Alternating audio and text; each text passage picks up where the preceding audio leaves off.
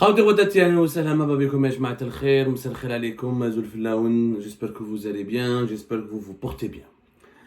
Un changement important vient d'être opéré au sein des services de sécurité en Algérie, notamment les services secrets.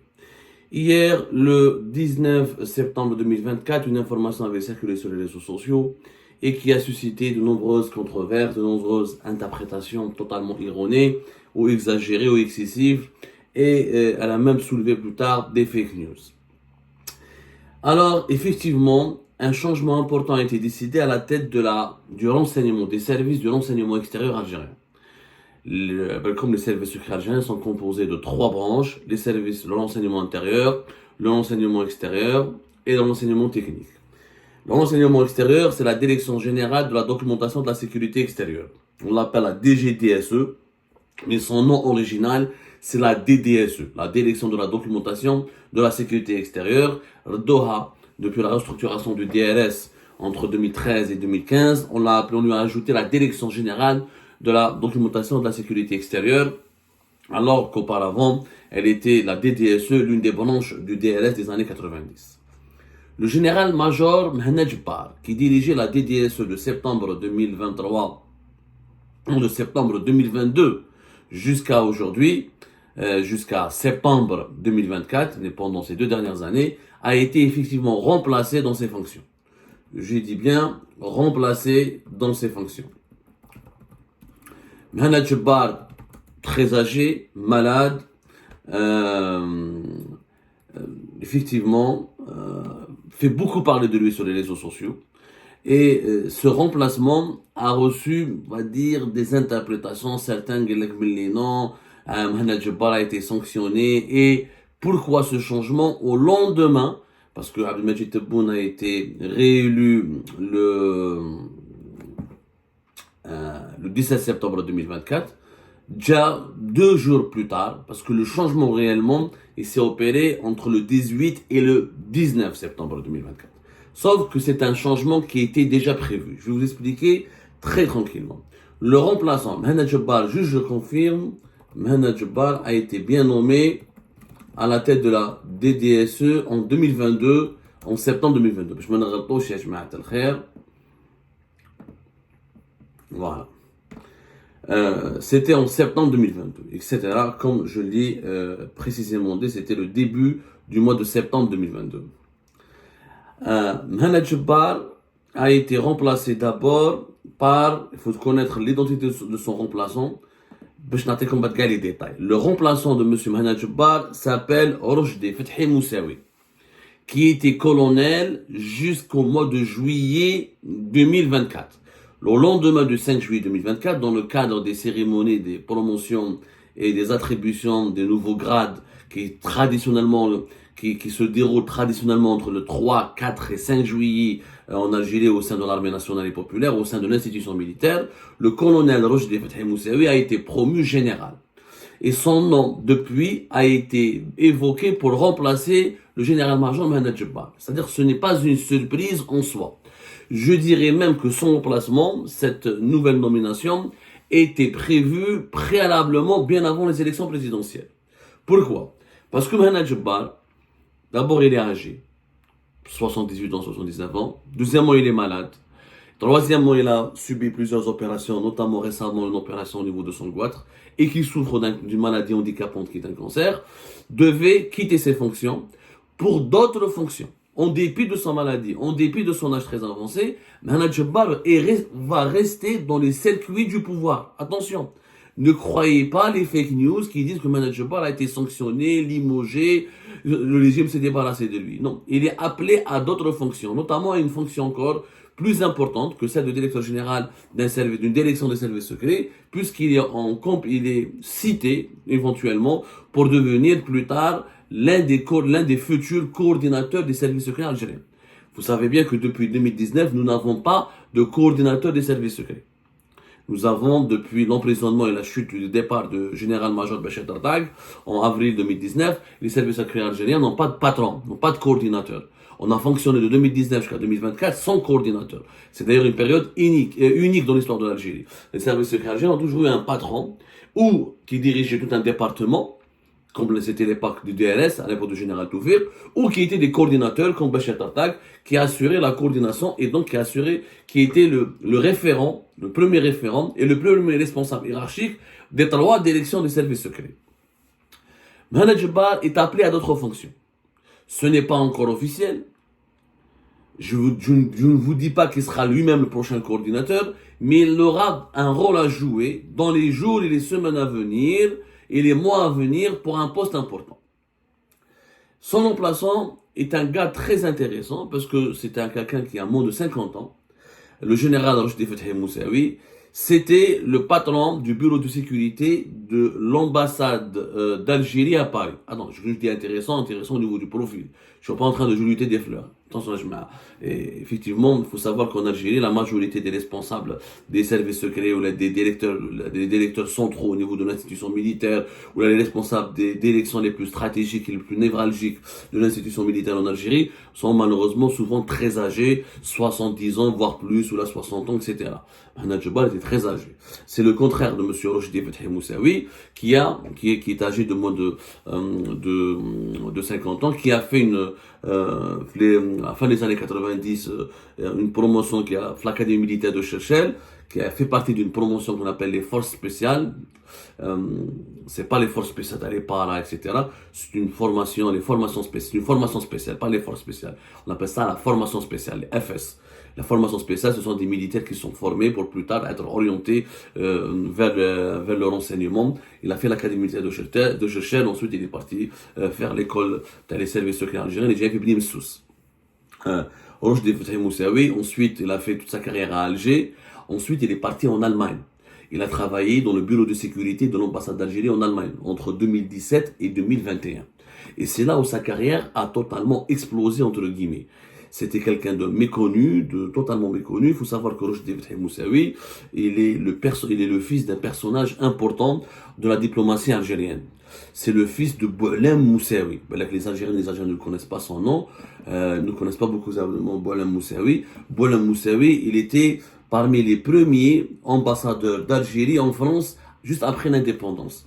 C'est un personnage historique extrêmement important au niveau de la diplomatie algérienne. Le premier ambassadeur algérien en France, c'était un certain Abdelatif Rahal, extrêmement connu, un diplomate très connu. D'ailleurs, c'est lui qui porte, on lui a dédié le nouveau palais des conventions de Club des Pins. Quand vous partez à Club des Pins, il y avait l'ancien palais des nations, le nouveau palais des nations, qu'on appelle aujourd'hui le palais des conventions. C'est là où s'est organisé des foires internationales, des événements politiques. C'est là où Abdelmadjid Tebboune organise des rencontres politiques avec les cadres de la nation. Il porte le nom de Abdelatif Rahal. C'est lui qui a remplacé en 1900, juste après l'indépendance, en 1963, Abdelatif Rahal. Il s'appelle Boualem Moussaoui. Boualem Moussaoui, c'est le père de l'actuel nouveau patron de la DDSE ou de la DGDSE, la Direction Générale de la Documentation de la Sécurité Extérieure. Boualem Moussaoui, c'est pas n'importe qui. Effectivement, c'est quelqu'un qui était un militant nationaliste dès l'âge de 17 ans. Ensuite, il a milité au sein du Parti du peuple algérien. Il a adhéré au FLN dès le début de la guerre de libération nationale. Il a été même arrêté en 56 en Algérie. Il a été interné en France, dans la fameuse prison de Fresnes. Ensuite, il a été libéré juste après les accords d'Évian. Il était aux côtés de Ben Bella. Il a participé, par exemple, il a travaillé au sein de la Commission nationale de coordination qui a permis de créer ou de mettre en place le bureau politique du FLN. Donc, c'est un poids lourd de la guerre de libération nationale et c'est un poids lourd aussi de la diplomatie algérienne. Grâce à son père, il faut dire la vérité, et ça c'est vrai, il faut briser un tabou, la majorité, il faut savoir que le renseignement extérieur algérien est un service un peu particulier en Algérie, parce que la majorité des officiers supérieurs dans le renseignement supérieur, dans le renseignement extérieur algérien, ce sont des fils d'eux. C'est-à-dire c'est des fils de diplomates, de généraux, comme c'est des postes à l'étranger, des rémunérations, devises, comme c'est des postes pratiquement, parce qu'ils ont le statut de diplomate. Les officiers de la DDSE à l'étranger, les services de renseignement algérien, ont toujours le passeport diplomatique, ils ont toujours la valise diplomatique, ils ont toujours le statut de diplomate. quand ils partent à l'étranger pour travailler, ils travaillent en tant que diplomates. Ils ne sont pas déclarés en tant que service secret. Sauf le chef du bureau de sécurité. Le chef du bureau de sécurité de l'ambassade, il est déclaré auprès des autorités du pays hôte que c'est quelqu'un qui représente les services secrets algériens et il collabore avec les services secrets du pays avec lequel l'Algérie a des relations bilatérales. Mais les autres membres du bureau de sécurité, la majorité, sont des diplomates. Ce sont d'ailleurs des officiers des services secrets qui ne sont pas déclarés. Comme donc c'est un service très prestigieux, les faire la maîtrise des langues étrangères, faire une certaine connaissance de l'anglais et du français, faire des formations à l'étranger, faire des salaires en devises, des postes à l'étranger. Les généraux, les dirigeants politiques, les plus importants du régime font tout pour orienter leurs enfants vers la DDSE ou la DGDSE comme on l'appelle aujourd'hui, c'est-à-dire la Direction Générale de la Documentation et de la Sécurité Extérieure. C'est comme ça d'ailleurs que le nouveau patron actuel, celui qui va remplacer celui qui a remplacé officiellement, il n'y a pas eu de cérémonie encore de passation. Je ne sais pas si elle aura lieu, parce que Manager Bar a été opéré récemment, il est un peu malade, et je crois que depuis 2023, il n'y a plus de remplacement depuis le départ du général-major Lekhal Mechtoub. Il n'y a pas son remplacement avec ce qu'on appelle le fameux célèbre général Nasser Djen. Il n'y a pas eu de cérémonie qui a été filmée, qui a été orchestrée, qui a été mise en place. Je crois que la doctrine du régime algérien a changé en matière de désignation des patrons des services secrets. Je ne crois pas qu'il va y avoir des cérémonies. Maintenant, ce sont des cérémonies secrètes, à huis clos, pas de médiatisation derrière. C'est le choix qui a été fait depuis cette année 2024. Donc, Rochdi Fethi Moussaoui a fait sa carrière d'abord à Alger, il part à Berlin, il travaille au sein de l'ambassade d'Algérie en Allemagne. De 2017, il a été nommé notamment à partir du juillet 2017, août 2017. Il est resté en poste là-bas jusqu'à 2021. Et pourquoi sa carrière elle a explosé en Allemagne? Parce que c'est lui, il a côtoyé directement le président Abdelmajid Tebboune quand il a été hospitalisé en Allemagne. Rappelez-vous, Abdelmajid Tebboune, il a été hospitalisé pendant plus de 96 jours en Allemagne, depuis fin octobre 2020 jusqu'à pratiquement la fin du mois, la mi du mois, jusqu'au mois de février, vers la fin du mois de février, vers la moitié du mois de février 2021. Et lors de cette période d'hospitalisation, celui qui était chargé de la sécurité du président, de le voir régulièrement, de veiller sur lui, sur sa santé, sur sa sécurité, sur les aspects de son logistique, de son hospitalisation, les contacts avec les autorités allemandes, la prise en charge des délégations, des membres de la famille de Tebboune qui venaient rendre visite à leur père, notamment les enfants de Tebboune. C'était Rochdi Fethi Moussaoui. C'est là où il a côtoyé Abdelmajid Tebboune. Il s'est rapproché de Tebboune, et il a exprimé, il s'est attaché à lui affectueusement, parce que ça, c'est comme si quelqu'un il était au chevet d'Abdelmajid Tebboune. Voilà. Abdelmajid Tebboune qui était très proche de la mort. À l'époque, rappelez-vous, on oublie cette séquence, on oublie qu'Abdelmajid Tebboune est resté à l'étranger, hospitalisé plus longtemps que Bouteflika. Il avait battu le record, 96 jours. Ça, on l'a oublié, c'est l'un des faits marquants du premier mandat. Donc personne d'ailleurs n'en a parlé au cours de la campagne électorale pour les présidentielles anticipées. C'est à ce moment-là où Tebboune l'a connu, l'a fréquenté, et il était toujours à son chevet, à son service. Il était donc l'interlocuteur comme l'on avec les autorités allemandes, avec les services secrets allemands, parce qu'il fallait sécuriser le maximum le lieu d'hospitalisation de Tebboune, garder le sceau du secret concernant le traitement qu'il subissait, concernant les médecins qui le suivaient, concernant le protocole médical auquel il était soumis, notamment concernant son lieu d'hospitalisation pour des mesures de sécurité. Donc il était l'interlocuteur direct avec les services secrets allemands. Les fameux services secrets allemands, c'était les BND, voilà, BND, je crois qu'on les appelle. Donc, là, il s'est fait connaître auprès de la famille Tebboune, même Oulidou Tebboune, la femme de Abdelmajid Tebboune, Mohamed Tebboune, de ses enfants, l'actuelle femme comment ça s'appelle, de M. Tebboune, ils ont été reconnaissants c'est-à-dire c'est quelqu'un qui a du tact. Il faut dire que Moussaoui, il est issu d'une bonne famille, voilà, les services secrets allemands, ça s'appelle le BND, voilà, je voulais juste confirmer. C'est le service fédéral de renseignement, donc Moussaoui Fethi Rochdi a été leur interlocuteur direct. Et donc, Rochdi Fethi Moussaoui, il est reconnu finalement comme quelqu'un qui est élégant. Il a du tact, il a un peu de savoir-vivre, il est bien élevé, bien éduqué, il est avenant, donc il est agréable, voilà. Il a su comment bien se comporter, il a marqué, voilà, l'esprit de la famille de Tebboune. Voilà, il a tissé de liens d'amitié où ils ont gardé de lui un très bon souvenir. C'est ce qui lui a permis de bénéficier d'une promotion. Parce que à Berlin, voilà, c'était pas mal, il manquait de rien. Mais le bureau de sécurité de l'ambassade d'Algérie en France, c'est le poste le plus important des services secrets algériens à l'étranger. Parce que la France, c'est un pays stratégique pour l'Algérie, c'est la plus grande communauté algérienne à l'étranger, elle habite en France, les relations sont beaucoup plus stratégiques entre l'Algérie et la France qu'entre l'Algérie et l'Allemagne, sur le plan économique, comme sur le plan politique, comme sur la coopération sécuritaire, c'est l'ancienne puissance colonisatrice, donc il y a des rapports extrêmement importants avec la France et des enjeux très importants concernant la gestion des flux migratoires, la coopération sécuritaire, la lutte contre le terrorisme, et surtout, la gestion aussi des questions et des enjeux et des besoins de la communauté algérienne établie en France. Donc le poste de bureau de sécurité de l'ambassade d'Algérie à Paris lui a été attribué à partir de 2021. Une fois que Tebboune est entré au pays, etc. Bon, il est intervenu lui-même personnellement à la demande des membres de sa famille pour aider, pour donner, pour promouvoir en quelque sorte Monsieur Oujdi Fethi Moussaoui, qui se retrouve donc un premier patron premier responsable il a été promu colonel.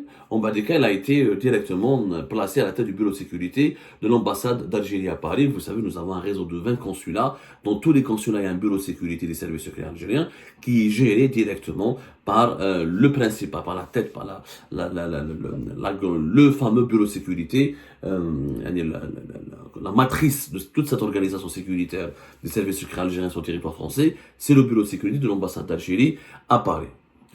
De 2021, ensuite il a été promu général en 2024. À partir de son nom, depuis 2023, on sait pratiquement que Tebboune voudrait le mettre à la place de Mohamed Jebbar. C'était un plan qui courait depuis fin de l'année 2023. Mohamed Jebbar devait quitter son poste, parce que Mohamed Jebbar ne vient pas de l'extérieur.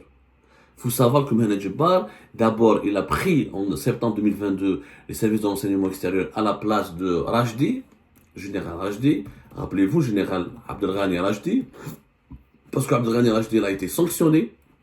Abdelghani Rajdi s'est disputé avec l'entourage de Tebboune notamment. Il avait pris Abdelghani Rajdi qui était à la tête de la DGSI de 2020 jusqu'à juillet 2022. Ensuite, de juillet 2022, il a permuté Malek Al-Mejdoub. Il a été installé à la tête de la DDSE. Mais septembre 2023, il ne pouvait plus rester puisque ni Chenguereha, ni l'entourage de Tebboune ne voulait de lui. Abdelghani Rajdi, clairement, on en a parlé déjà à Algérie-Part, que c'était quelqu'un qui contredisait beaucoup les conseils de Tebboune, qui ne s'entendait pas très bien avec Saïd Chenguereha, qui était contre la politique des emprisonnements, la politique des incarcérations, la politique des diabolisations permanentes de certains opposants, et il faisait souvent des rapports sur les dérapages, les dérives de certains membres de l'entourage de Tebboune. Le courant ne passait plus entre Abdelghani Rajdi et les principaux décideurs du pays. Mohamed Jebbar, il a été parachuté à la tête de la DDSE. Mohamed Jebbar, dès le départ, il ne visait pas la DDSE. Mohamed Jebbar, il avait un service qui a été créé, c'est la DGLS, c'est la Direction Générale de la surveillance des mouvements la DGL, Direction Générale de la surveillance des mouvements, ce qu'on appelle les mouvements radicaux, qui a été créé en novembre 2021. C'est un service qui a été entièrement créé et taillé sur mesure pour Abdelmajid Tebboune. Par Abdelmajid Tebboune pour Mohamed Jebbar. Parce que Mohamed Jebbar, dès le départ, il était pressenti, ou là, il réclamait le poste de coordinateur. Mohamed Jebbar, ancien de la DCS dans les années 90, l'un des lieutenants du général Tawfiq, il a fait de la prison en septembre 2019, de 2019 à 2020, à l'époque de Gaïd Salah. Parce que Gaïd Salah voulait se débarrasser de lui, voulait le neutraliser en le considérant comme l'un des plus fidèles, l'un des cerveaux, l'un des bras droits du général Tawfiq. C'est la direction générale de la lutte contre la subversion, la DGLS, qui a été créée effectivement en novembre 2021. Où lui, il a occupé.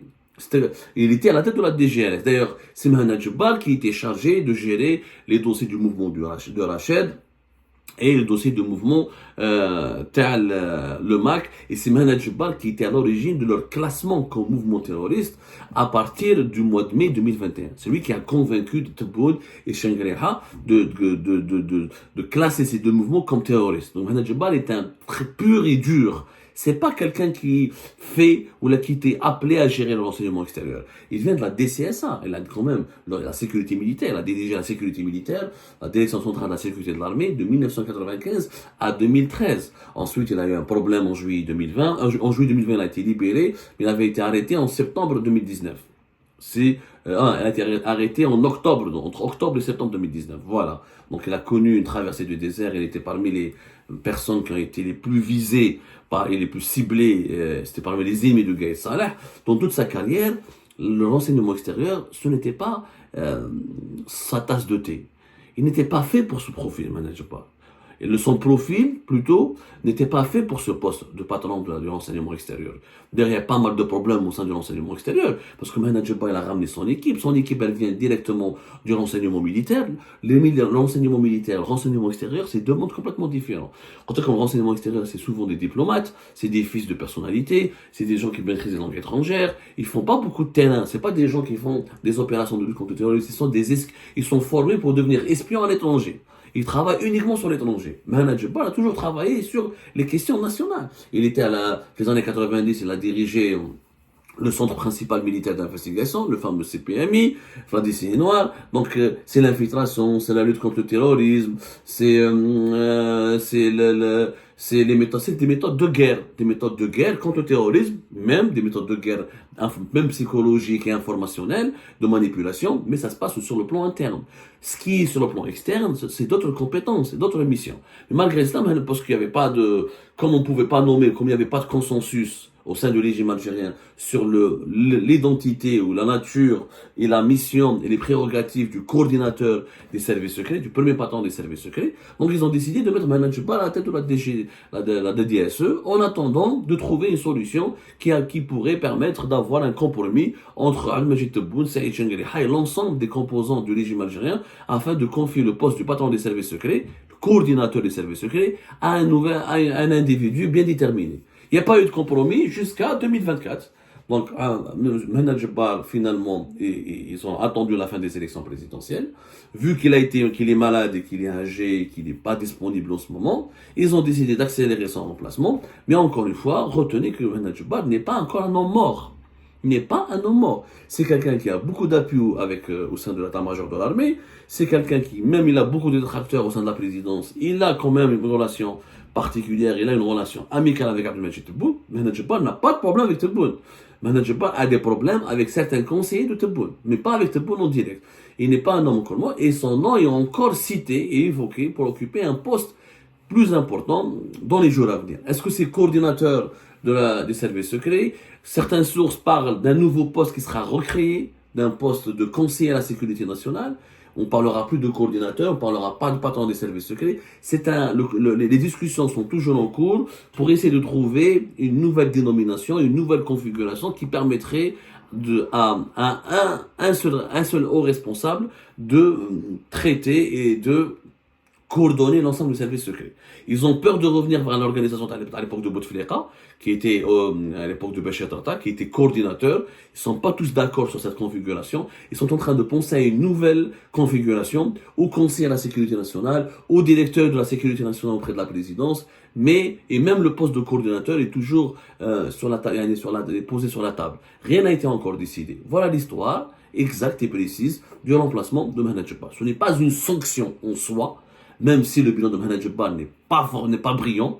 Quand on voit ce qui se passe au Mali, quand on voit ce qui se passe en Libye, quand on voit la différence entre Manager et Moussaoui, non seulement il y a une différence d'âge, certes, mais aussi, c'est que Rochdi Moussaoui, c'est un enfant de la DDSE.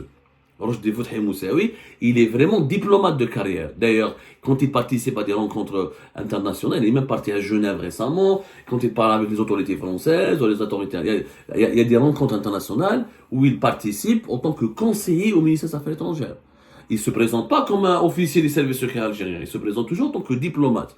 Donc, il a la casquette de diplomate. Et c'est quelqu'un qui a été formé pour le métier de la DDS, pour les missions du renseignement extérieur. Donc, il peut gérer l'enseignement extérieur de façon peut-être plus professionnel, plus fluide que Mehmet Djebbar. Mehmet Djebbar ne vient pas du centre de l'enseignement extérieur. C'est un spécialiste de la lutte contre le terrorisme. C'est un spécialiste des opérations militaires. C'est un spécialiste de la sécurité, du renseignement militaire. Il y a le renseignement de guerre, il y a les plans de guerre contre des organisations armées. Donc, Mehmet Djebbar pourrait peut-être maintenant revenir vers son corps de métier, vers sa spécialité, vers ses compétences premières. Donc ce n'est qu'un retour à la normale, on va dire. Parce qu'en réalité, c'était anormal de voir Mehmet Djebbar pendant 2 ans à la tête du renseignement extérieur. L'enseignement extérieur, il a ses enfants, il a ses officiers, il a ses élèves, il a sa manière de travailler, il y a des méthodologies, il y a des façons de voir les choses, Après, voilà, on va pas rentrer dans les détails, avec le régime algérien, il y a extrêmement beaucoup de problèmes, parce que dans l'enseignement extérieur, comme il y a beaucoup les enfants des personnalités politiques et militaires, ils sont très très mal vus par les autres directions et par les autres corps sécuritaires du pays. Mais à un moment donné, vu que le pays est aujourd'hui exposé à un danger, quand on voit ce qui se passe à nos frontières, quand on voit les défis géopolitiques que l'Algérie doit affronter, il est temps peut-être de mettre fin aux divisions et de professionnaliser tous les corps sécuritaires du pays et d'aller enfin et de les concentrer et de les utiliser uniquement pour des missions sécuritaires et d'arrêter de les politiser et de les mettre sur des dossiers politiques au risque de perdre du temps et surtout d'encaisser des échecs et des défaites sur le plan géopolitique.